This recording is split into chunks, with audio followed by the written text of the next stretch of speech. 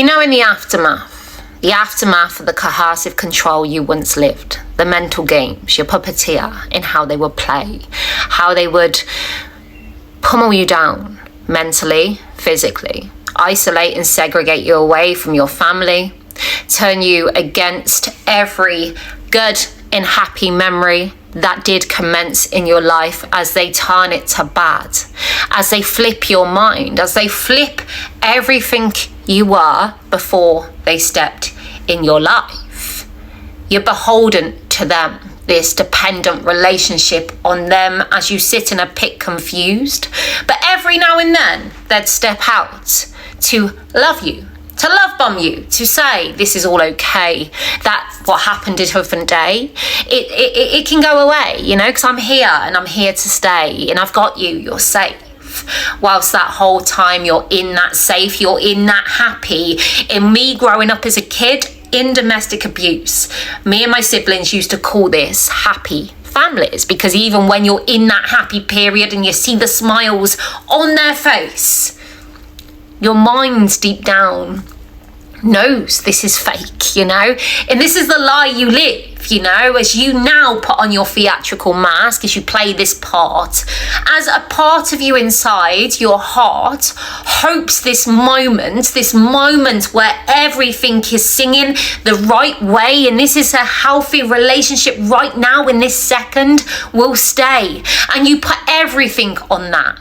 But this is the trauma bond, in how they create that from bad to good to hot to cold. Confusion. You can't keep up. You have no moment, no slot, no window to open your mind, to find growth in, see from the outside of what's really going on in your life. You're stuck on repeat, this cycle. Bad, bad, bad, happy, good, bad, bad, happy, good. So when we hear Meghan Markle speak on honeymoon periods, this is it. This is our time for us. The trenches down here, but up in guds.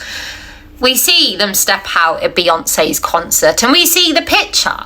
And it's a beautiful picture of two people out celebrating at Beyonce. The same Beyonce who messaged them when they were on Netflix, chucking their family under a bus, as Beyonce had messaged mid-filming, to say, you have been chosen for generational curses and you are the one. Yet we've never seen Beyonce step out next to them, and this is the thing, right? When I watch Harry on BBC only last week, and I see him out at Beyonce as happy as can be, I see the hot to cold, cold to hot. I see the inconsistency, because reality is this picture of Harry and Meghan at Beyonce and how happy and extreme and in love they are. If that was Harry's normal, if that's his consistent baseline, we would not be seeing him on the BBC, because that baseline of happy would make him feel content with what he has in the now. He wouldn't have time to look to the past, because that content, that happy would bring healing. Because he really is in a better place of feeling. But we're watching the hot and cold. We hear her speak on honeymoon, because this is the love we've got to behold. What I see, and I've seen this from day dot, with everything they've placed out, his words in his book, action she's placed out on Netflix, as she almost summons his inner broken child, that PTSD. There's a moped, it's in hot pursuit, Harry, as we see her literally pull out that pain in trauma so she can play.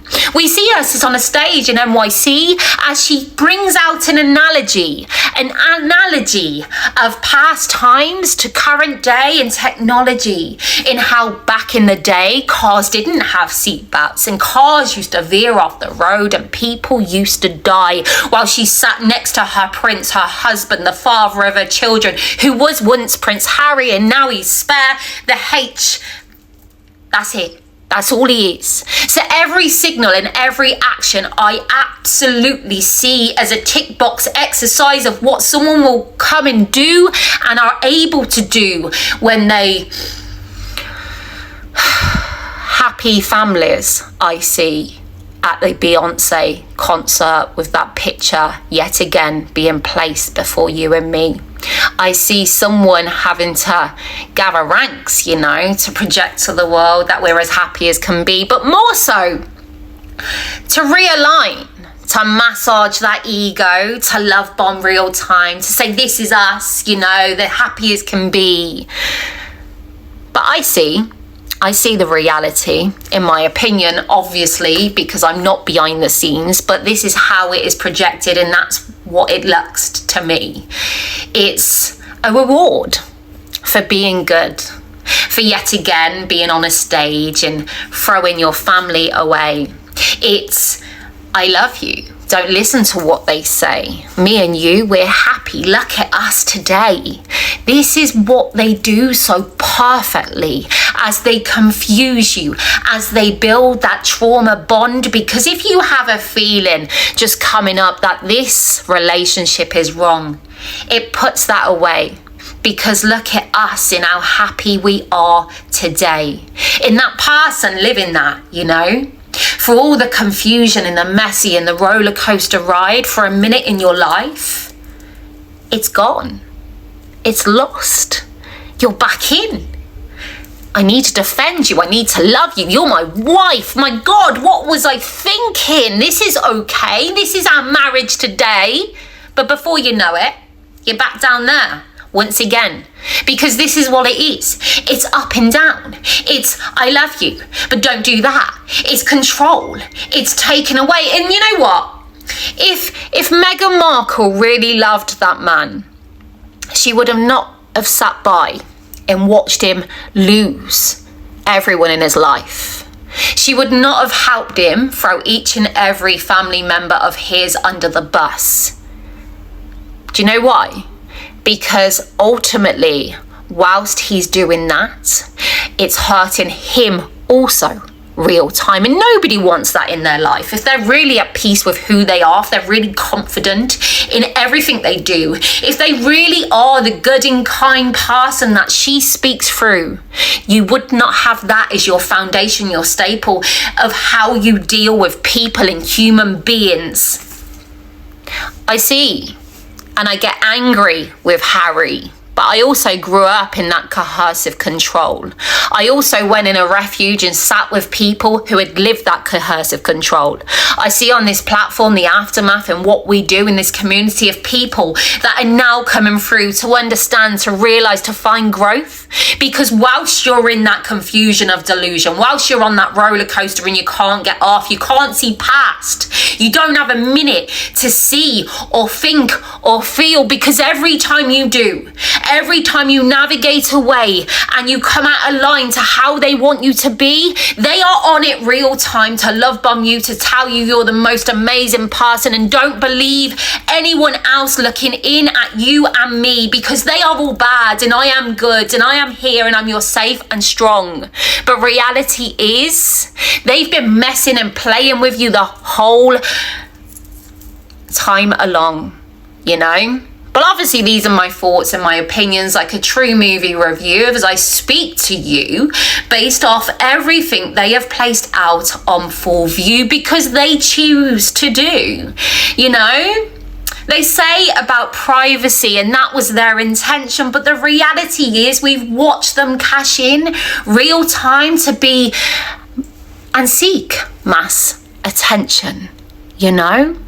And this affection we see, this theatrical type view of Beyonce in a concert and these two, I see so clearly. Reality is, if Harry was Harriet and he'd come from a palace and a man had stepped in, and we have witnessed all of this, the world will be having a different conversation. Although I'm angry with Harry, this is a reality. It becomes toxic. This is manipulation. What they do, you echo that to get through, you know? So I'm going to leave it there.